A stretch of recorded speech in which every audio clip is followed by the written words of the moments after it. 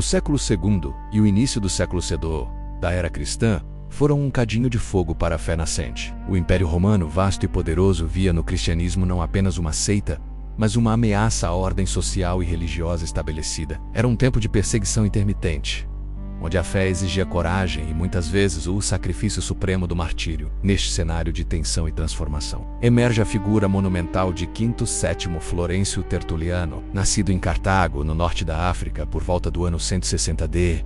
Código. Tertuliano não era um homem comum. Ele era um filho da retórica, da lei e da filosofia clássica. Sua mente era uma máquina de precisão, treinada na arte da argumentação forense em Roma, capaz de dissecar doutrinas e construir defesas inexpugnáveis. Antes de seu encontro transformador com Cristo, Tertuliano era a epítome do intelectual pagão, mergulhado nos prazeres e nas complexidades do mundo antigo. No entanto, sua conversão, que ocorreu provavelmente por volta de 195 d. Código, não foi gradual nem tímida. Foi um evento sísmico. O advogado de Cartago trocou o Fórum Romano pelo púlpito da verdade, e o fogo que antes usava para defender clientes mortais, passou a usar para defender a imortalidade da alma e a integridade da igreja. Tertuliano é sem dúvida o pai da teologia latina. Ele não apenas traduziu conceitos gregos complexos para o latim, mas os forjou em um arcabouço doutrinário que moldaria o Ocidente por milênios. Sua vida é uma peregrinação marcada pelo gênio, pelo zelo fervoroso e por uma intransigência moral que o levaria a confrontos dolorosos, mas que paradoxalmente garantiria a profundidade e a coerência de seu legado. Este é o relato de um homem que exigiu que a fé fosse vivida sem reservas, que transformou a linguagem jurídica em linguagem sagrada e que nos legou uma das frases mais pungentes da história da Igreja: o sangue dos cristãos é semente. A conversão de Tertuliano é um testemunho poderoso da atração irresistível da verdade cristã em meio à decadência moral do Império. Embora os detalhes exatos de seu batismo permaneçam envoltos em alguma névoa histórica, é amplamente aceito que a força e a serenidade dos mártires cristãos foram o catalisador de sua mudança. Ele observou a coragem inabalável daqueles que preferiam a morte à negação de sua fé, e essa visão chocou sua alma de jurista. Como poderia uma fé tão desprezada inspirar tamanha devoção? Após sua conversão, Tertuliano dedicou sua prodigiosa capacidade intelectual e sua afiada pena à defesa da comunidade que antes ele talvez tivesse ridicularizado. Ele se tornou o primeiro grande apologista cristão a escrever extensivamente em latim, estabelecendo um padrão de rigor e paixão que seria inigualável por gerações. Sua obra mais famosa neste período inicial é o Apologeticum, cerca de 197 d.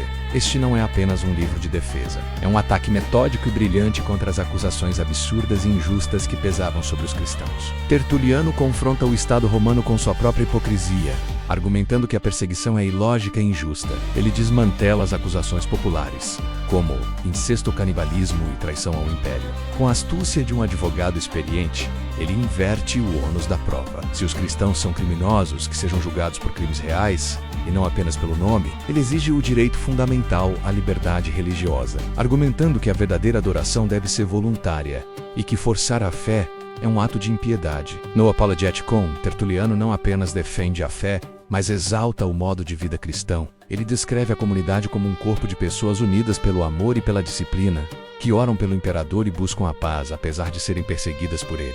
É neste contexto que ele imortaliza a frase sobre o sangue dos mártires, transformando o sofrimento em uma fonte de crescimento e testemunho. A escrita de Tertuliano deste período é caracterizada por uma energia quase palpável. Seu latim é vigoroso, muitas vezes criando neologismos para expressar nuances teológicas que o latim clássico não possuía. Ele estava pavimentando o caminho para a compreensão ocidental da doutrina.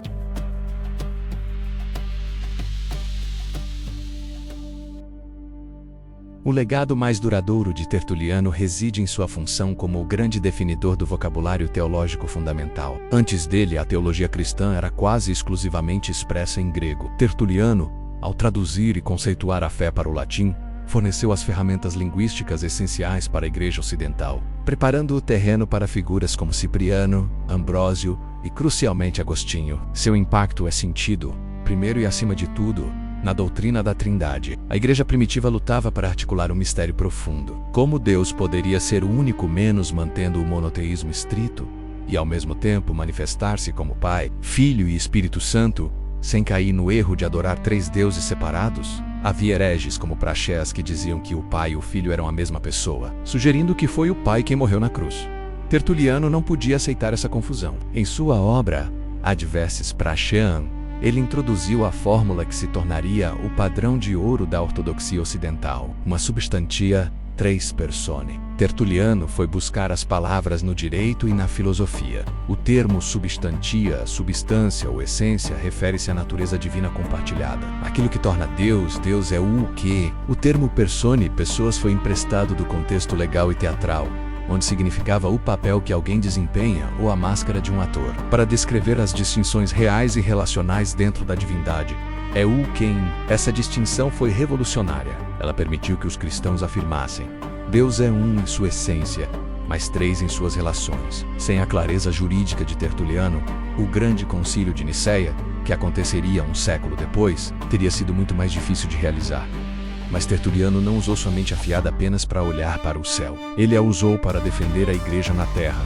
Ele foi um guerreiro feroz contra as heresias, especialmente o gnosticismo, que tentava roubar e reinterpretar as escrituras. Em sua obra de Praescriptionia Hereticorum, a prescrição contra os hereges, ele usa uma tática de tribunal brilhante. No direito romano, a prescrição era um argumento preliminar que impedia o oponente de sequer apresentar um caso, anulando o processo antes que ele começasse. Tertuliano argumenta: os hereges querem debater a Bíblia conosco, mas nós não devemos debater com eles. Por quê? Porque a Bíblia não pertence a eles. Ele diz que a Igreja Católica possui autoridade porque recebeu os ensinamentos originais dos apóstolos, que os receberam de Cristo. É uma questão de propriedade legítima.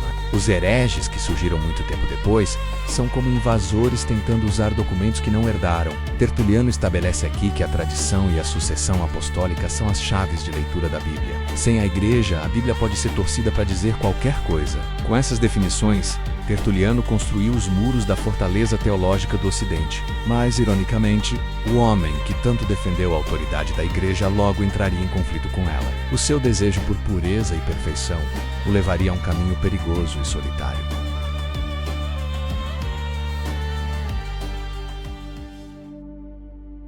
A vida de Tertuliano não pode ser contada sem abordar a dolorosa inflexão que marcou seus últimos anos: sua adesão ao montanismo. Essa mudança não foi uma negação de sua teologia anterior, mas sim uma radicalização de seu zelo moral e ascético. Tertuliano sempre foi um homem de rigor. Ele via a fé cristã como um chamado à perfeição, à pureza e à separação total do mundo pagão. Ele escreveu extensivamente contra o luxo, os espetáculos públicos e defendia um jejum estrito. No entanto, à medida que a igreja crescia e se tornava mais institucionalizada, ela também precisava lidar com a realidade de ter uma multidão de fiéis menos rigorosos. A igreja começou a fazer concessões pastorais, perdoando pecados graves após penitência. Para Tertuliano, isso era uma traição. Ele via a igreja se tornando frouxa e carnal. O montanismo, um movimento profético da Frígia, parecia oferecer a resposta para sua sede de pureza. Eles se diziam guiados pelo Paráclito e exigiam uma disciplina férrea sem perdão para certos pecados. Tertuliano abraçou o montanismo por volta de 207 d.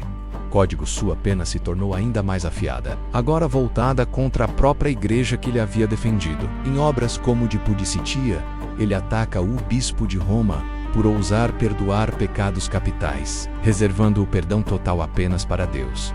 Essa divisão é o grande paradoxo de sua vida. O homem que forneceu a estrutura para a ortodoxia ocidental terminou seus dias em um cisma, buscando uma igreja idealizada e perfeita, em vez da igreja real, que era pecadora e necessitada de misericórdia. A jornada de Tertuliano nos força a confrontar a tensão eterna entre o ideal de santidade e a realidade da comunidade. Seus críticos apontam que sua paixão carecia de temperança. Ele via o evangelho como uma lei estrita, e não como um equilíbrio entre justiça e misericórdia. No entanto, é impossível subestimar sua contribuição. Tertuliano estabeleceu o tom para a teologia ocidental: prático, legalista e focado na ação. Enquanto o Oriente focava na divinização, o Ocidente, graças a ele, focou na relação de culpa e graça, lei e perdão. Sua força estava em sua incapacidade de se comprometer com um mundanismo. Ele foi o primeiro a perguntar: o que Atenas tem a ver com Jerusalém? Questionando a mistura entre filosofia pagã e revelação cristã.